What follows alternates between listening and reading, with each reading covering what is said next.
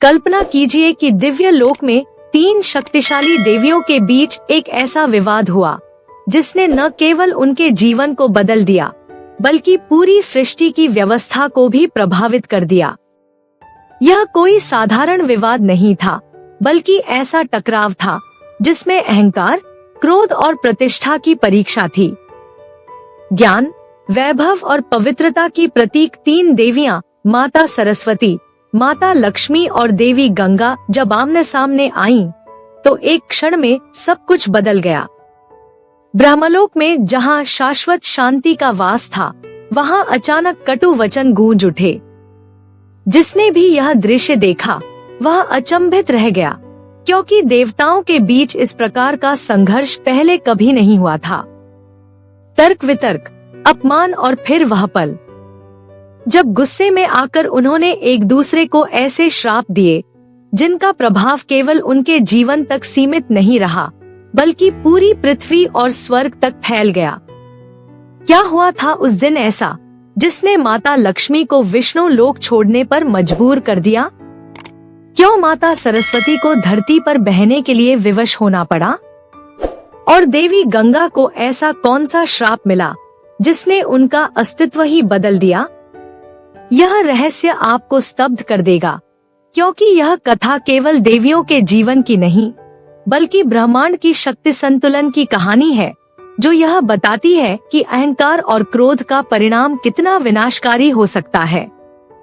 पौराणिक कथा के अनुसार एक दिन माता सरस्वती ब्रह्मलोक में अपनी वीणा बजा रही थी जब माता लक्ष्मी वहां आई। माता सरस्वती ने उनका स्वागत किया और हालचाल पूछा। बातचीत के दौरान माता लक्ष्मी ने अपने कार्यों का उल्लेख करते हुए कहा कि उन्हें संसार के लोगों को धन, वैभव और सुख प्रदान करने में इतना समय देना पड़ता है कि ब्रह्मलोक आने का अवसर नहीं मिलता। उन्होंने सरस्वती से कटाक्ष भरे स्वर में कहा कि यदि उन्हें भी केवल वीणा बजाने का ही कार्य करना होता तो उनके पास भी समय ही समय होता। माता लक्ष्मी के इन शब्दों ने सरस्वती के हृदय को आहत कर दिया।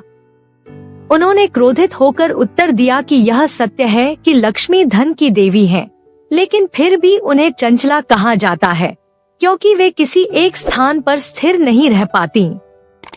उन्होंने आगे कहा कि ज्ञान का महत्व धन से कहीं अधिक है, क्योंकि बिना विद्या के कोई भी व्यक्ति अपने जीवन में सफलता प्राप्त नहीं कर सकता, चाहे उसके पास कितना भी धन क्यों न हो। सरस्वती का कहना था कि बिना विद्या के तो स्वयं भगवान विष्णु की पूजा भी अधूरी रह जाती है। यह विवाद बढ़ता गया और अंततः दोनों ने इसका निर्णय भगवान विष्णु से कराने का निश्चय किया। वे विष्णु लोक पहुंची, जहां पहले से ही देवी गंगा उपस्थित थी। माता लक्ष्मी सीधे भगवान विष्णु के पास जाकर बैठ गईं, लेकिन किसी ने भी माता सरस्वती को बैठने के लिए नहीं कहा। यह देख माता सरस्वती अपमानित महसूस करने लगी और उन्होंने माता लक्ष्मी से इस अनादर का कारण पूछा। इस पर लक्ष्मी ने उत्तर दिया कि विष्णु के हृदय में उनका स्थान है और देवी गंगा को स्वयं श्री हरि ने अपने चरणों में स्थान दिया है, अतः अब कोई और स्थान नहीं बचा था। इतना कहकर लक्ष्मी और गंगा हंसने लगी। अपने अपमान से आहत होकर माता सरस्वती ने माता लक्ष्मी को श्राप दे दिया कि उन्हें विष्णु लोक से पृथ्वी पर जाना होगा, जहां वे तुलसी के रूप में जन्म लेंगी और उनका विवाह एक असुर से होगा। यह सुनकर देवी गंगा को क्रोध आ गया और उन्होंने माता सरस्वती को श्राप दे दिया कि वे एक नदी के रूप में पृथ्वी पर अवतरित होंगी। यह देख माता सरस्वती भी पीछे नहीं हटी और उन्होंने देवी गंगा को श्राप दिया कि वे विष्णु के चरणों से निकलकर पृथ्वी पर नदी बनकर बहेंगी और अधिकतर पापियों के संपर्क में आएंगी। जब तीनों देवियां इस प्रकार एक दूसरे को श्राप दे चुकी, तब वे भगवान विष्णु के पास समाधान के लिए पहुंची। श्रीहरि ने उन्हें बताया कि श्राप का प्रभाव उन्हें अवश्य भुगतना पड़ेगा, लेकिन जब कलयुग के 10,000 वर्ष पूर्ण हो जाएंगे तब वे पुनः अपने दिव्य लोक में लौट सकेंगी।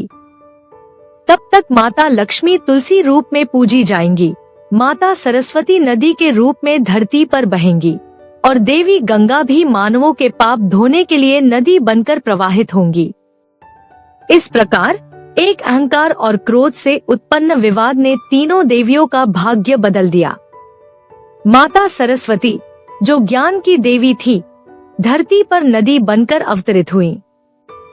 देवी गंगा, जो पवित्रता की प्रतीक थी, मानवों के बीच पाप हरने के लिए बहने लगी।